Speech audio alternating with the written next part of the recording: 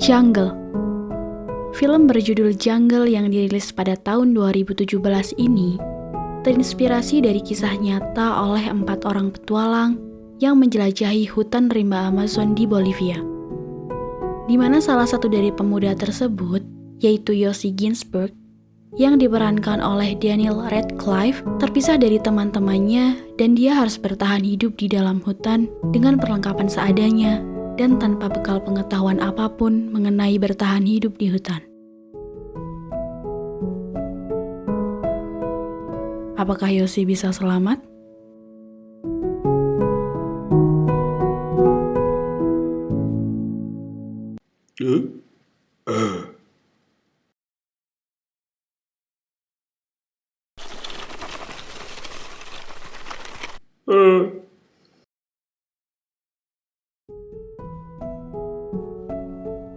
Scene diawali oleh seorang pemuda bernama Yossi yang sedang dalam perjalanan. Seorang pemuda yang mempunyai keinginan dapat mengalami hal yang luar biasa dalam hidupnya dan menjelajahi tempat-tempat asing. Karena itu, saat ini Yossi berada di Bolivia, Amerika Selatan.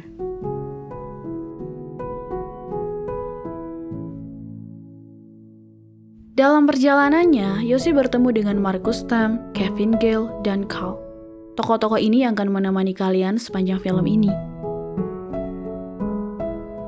Marcus Stamp adalah seorang guru dari Swiss yang sedang cuti panjang. Kata Yossi, Marcus memiliki karakter sebagai seorang penyair dan berhati malaikat. Pertemuan mereka berawal dari pelabuhan, di mana Yossi akan menyeberang ke pulau lainnya dengan perahu yang tidak terlalu besar. Perahu sudah berjalan dan Marcus baru tiba. Yossi meminta kepada pengemudi perahu untuk berputar balik dan menjemput Marcus. Dalam perahu mereka berkenalan. Sesampainya di sebuah pulau, Marcus dan Yossi menuju sebuah perkemahan dekat pemukiman. Marcus dan Yossi juga berjalan-jalan di sekitar pemukiman setempat, dan disinilah mereka bertemu dengan Kevin Gale. Kevin Gale adalah teman dekat Marcus. Yossi sudah pernah mendengar soal Kevin. Kevin adalah seorang legenda di antara komunitas backpacking, karena Kevin sudah mendaki seluruh gunung di Amerika Selatan, dan dia adalah seorang fotografer dengan hasil karyanya yang luar biasa. Pertemuan hari itu, mereka berbincang banyak di sebuah kedai, atau kafe mungkin. Mereka menceritakan kehidupan mereka masing-masing, dan semakin akrab. Mereka pun melanjutkan perjalanan bertiga. Mereka menuju kota La Paz, salah satu kota di Bolivia. Mereka menginap di satu tempat yang sama. Suatu hari, Yossi berjalan-jalan sendirian di kota itu, menyapa orang-orang di sekitarnya. Saat sedang berjalan, Yossi diikuti oleh pria asing dan tiba-tiba menyapanya. "Are you American?" Yossi terkejut. Pria itu adalah Carl. Di sini tidak dijelaskan asal-usul Carl. Sampai di scene di mana Yossi dan Carl berbincang. Di sini Carl menunjukkan beberapa foto orang-orang suku pedalaman. Dalam perbincangan ini, seolah Carl mengiming-imingi sesuatu yang selama ini ingin Yossi lakukan, berpetualang, menemukan tempat asing, dunia yang tersembunyi.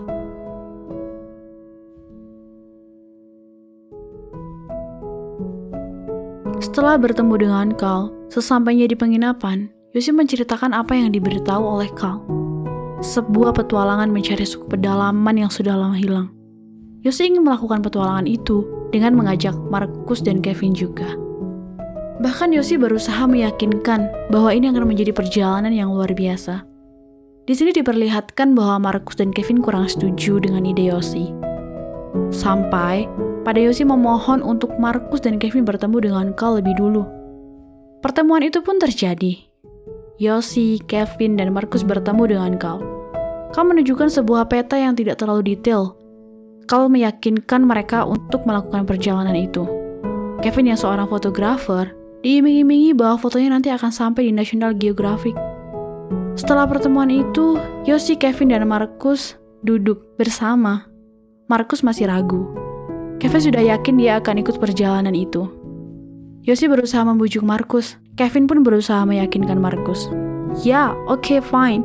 Marcus terbujuk juga dengan Yossi dan Kevin. 4 orang petualang ini ke sebuah toko untuk membeli perlengkapan yang akan mereka bawa Dan perjalanan pun dimulai, dipandu oleh Carl.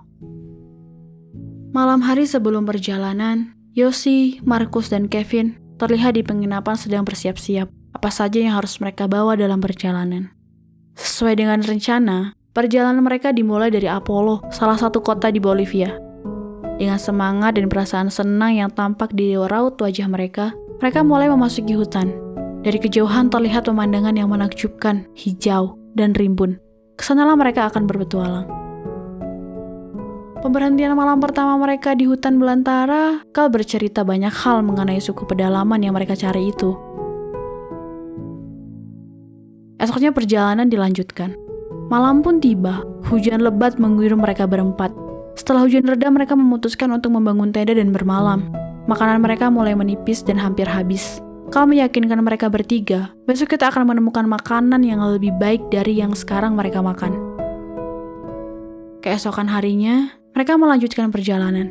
Yoshi, Marcus, dan Kevin mulai lelah dan kewalahan mengikuti langkah Carl yang terlalu cepat.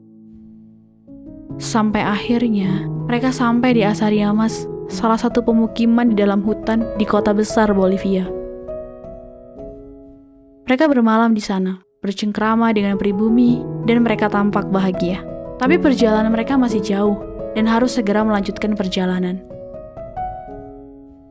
Mereka meninggalkan Asariamas, berjalan menyusuri hutan dengan obrolan politik. Hingga sampai Carl melihat seekor monyet. Carl menembaknya dan membunuhnya. Monyet itu menjadi santapan makan malam mereka. Terdengar enak. Akan tetapi Marcus enggan makan dan memilih kelaparan malam itu.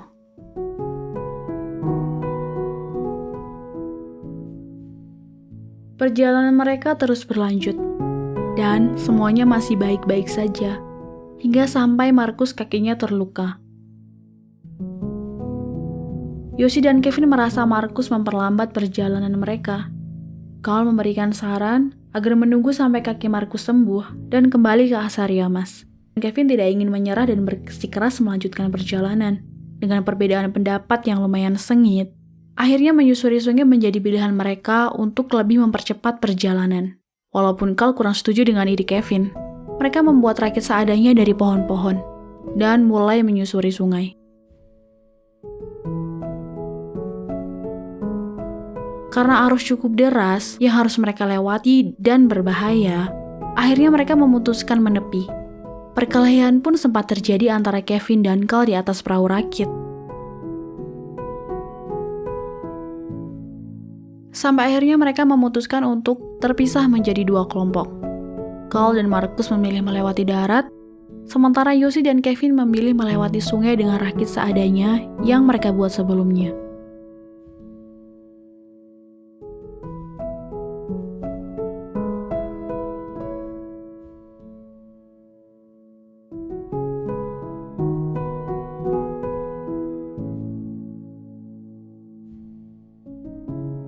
Scene memperlihatkan Kevin dan Yoshi dalam menyusuri sungai. Arus demi arus mereka bisa lewati. Sampai di mana, mereka harus melewati arus sungai yang cukup deras. Karena arus sungai inilah, kapal rakit mereka membentur sebuah batu yang besar.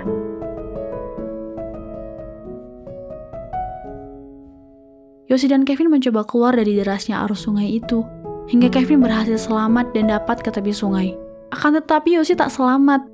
Kapal rakit mulai rusak, tak bisa menahan derasnya air sungai itu. Hingga Yoshi terbawa arus sungai cukup jauh, dan mereka berdua terpisah.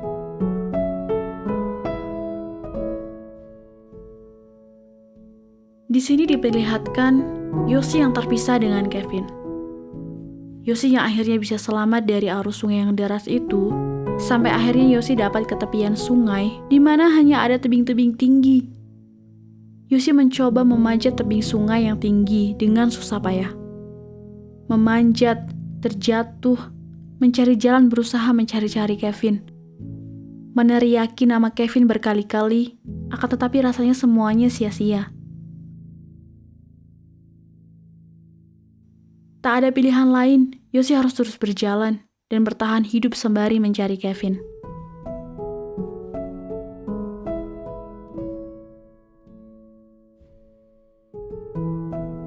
Sampai akhirnya Yoshi menemukan pohon dengan banyak buah-buahan. Akan tetapi ada ular besar. Yoshi meyakinkan dirinya bahwa ia adalah pemberani dan membunuh ular itu, dan akhirnya dapat mengambil buah-buahan itu.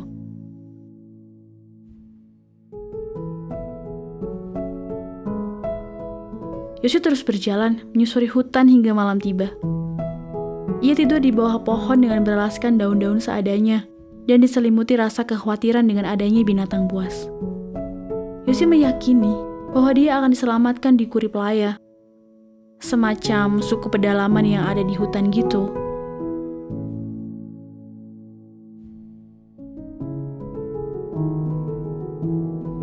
Hingga sampai akhirnya dia menemukan sebuah bekas pemukiman, bahwa itu adalah bekas dari suku pedalaman Kuriplaya yang sudah ditinggalkan. Yoshi bermalam di sana dengan kakinya yang terluka. Yoshi mengingat Markus dan menangis.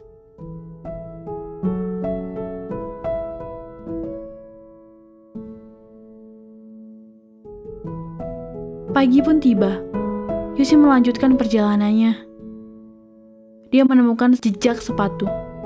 Yoshi berharap bahwa itu adalah Kevin. Akan tetapi bukan. Itu adalah jejak kakinya sendiri. Yoshi hanya berputar di area itu. Dia kesal dan mengingat ayahnya dan ibunya yang melarangnya untuk pergi. Hingga Yoshi ingat perkataan Carl, tetaplah berjalan di dekat sungai. Sudah 14 hari lamanya, Yoshi tersesat. Malam itu hujan badai. Yoshi tidur di dekat sungai.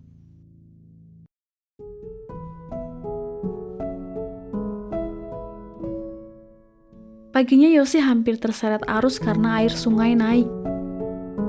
Di scene lain diperlihatkan Kevin yang sedang diselamatkan oleh seorang pria dan anak kecil dan dibawa ke Runebakwe, 193 km jauhnya dari Kuriplaya.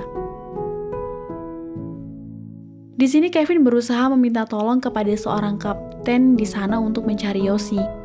Kapten ini bernama Amando. Dia adalah seorang tentara di daerah itu. Tak lama setelah itu, Yoshi mendengar suara pesawat dan berteriak, berharap pesawat itu mendengar teriakannya.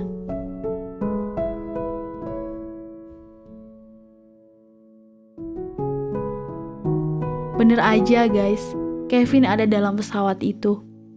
Karena pencariannya nihil, Kevin kembali ke Runebakwe dan sedikit kesal karena pesawatnya tidak bisa terbang lebih rendah lagi. Kapten akhirnya menyarankan untuk menemui salah satu penduduk asli Runebakwe yaitu Tiko, untuk membantunya menyusuri sungai dan membantunya menemukan Yoshi. Di sisi lain, Yoshi yang masih di hutan belantara bertemu dengan seorang wanita suku pedalaman yang juga tersesat di dalam hutan. Dengan wanita ini, Yoshi terus menyusuri hutan dengan tujuan menemukan tempat terbuka. Berharap ada keajaiban, pesawat itu akan datang lagi dan melihatnya. Hingga akhirnya Yoshi tersadar bahwa wanita pedalaman itu selama ini hanya imajinasinya, halusinasinya saja. Saat ia tersadar bahwa dia sendirian, Yoshi tetap terus berjalan. Tapi tanpa memperhatikan jalan, dia terjebak di dalam pasir hisap. Yoshi berusaha tidak bergerak agar pasir hisap itu tidak menelannya hidup-hidup. Dengan bantuan tanaman yang tumbuh di sekitar pasir itu, Yoshi bisa keluar dengan selamat. Yoshi yang selamat dari pasir hisap itu terlihat sudah lelah dengan semuanya.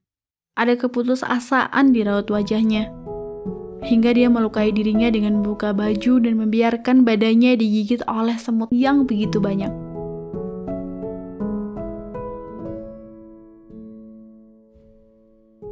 Sembari kesakitan, Yoshi berjalan dengan sempoyongan hingga ke tepi sungai.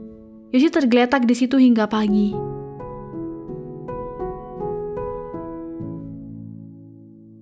Sampai saat pagi tiba, Yoshi seolah dibangunkan wanita dari suku pedalaman. Iya, wanita imajinasinya itu. Dan sayup-sayup Yoshi mendengar mesin dari sebuah perahu. Dengan sekuat tenaga, Yosi berusaha berdiri agar penunggang perahu itu tahu dirinya ada di sana. Saat Yosi sudah mampu berdiri, perahu itu sudah beranjak pergi. Dalam perahu itu ternyata adalah Pak Tiko dan Kevin yang sedang mencari keberadaannya. Sudah sedikit jauh perahu itu melaju, Kevin menoleh ke arah tepi sungai dan melihat Yosi berdiri di sana. Akhirnya, Yosi terselamatkan dan dibawa ke Runebakwe dengan Kevin dan Pak Tiko. Sesampainya di sana, semua orang melihat ke arah Yosi, dan orang-orang di sekitar sana menyambut kedatangan Yosi dengan senang.